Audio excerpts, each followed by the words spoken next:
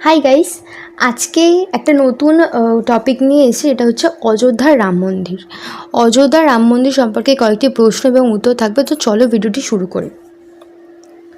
প্রথমটি হচ্ছে, অযোধ্যা রাম মন্দির কোন রাজ্যে অবস্থিত? অযোধ্যার রাম মন্দির কোন রাজ্যে অবস্থিত? অ্যান্সারটি হবে উত্তরপ্রদেশ। উত্তরপ্রদেশ রাজ্যে অবস্থিত হচ্ছে রাম মন্দির। পরেরটি দেখি, অযোধ্যার প্রাচীন নাম কি?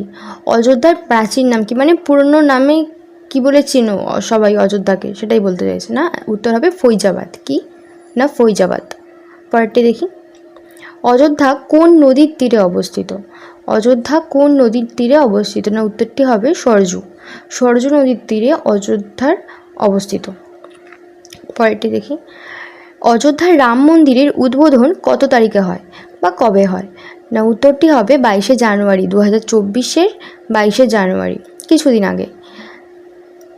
পরেরটি দেখি, অযোধ্যার রাম মন্দির কোন কোম্পানি নির্মাণ করেছে? অযোধ্যার রাম মন্দিরটি কোন কোম্পানি নির্মাণ করেছে? না, কি উত্তর হবে লারসেন অ্যান্ড ট্রুবো।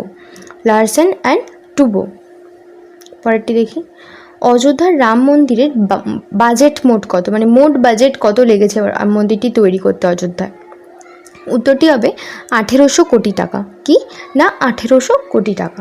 তারপরেরটা দেখি, অযোধ্যার রাম মন্দিরের নকশা কে তৈরি করেছেন? অযোধ্যার রাম মন্দিরের বাইরে যে নকশা আছে, সেই নকশাটি কে তৈরি করেছেন? না, উত্তরটি হবে চন্দ্রকান্ত সোমপুরা।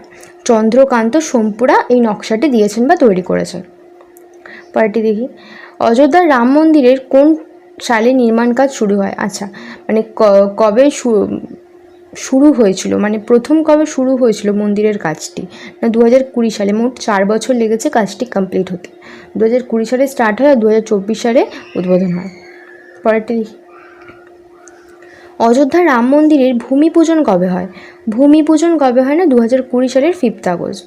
মানে যখন স্টার্ট হয়েছিল তখনই হয়েছিল, 2020 সালের 5 আগস্ট। 5ই আগস্টে হয়েছিল ভূমি পূজন। অযোধ্যার রাম মন্দিরের ট্রাস্টের চেয়ারম্যান কে ছিলেন?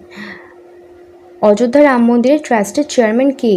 নিত্যগোপাল দাস। কে না, নিত্যগোপাল দাস হচ্ছে অযোধ্যা রাম মন্দিরের ট্রাস্টের চেয়ারম্যান। তো আজকে এইটুকুই। এই কটা ছিল অযোধ্যার রাম মন্দির সম্পর্কে প্রশ্ন। আজকে এইটুকুই।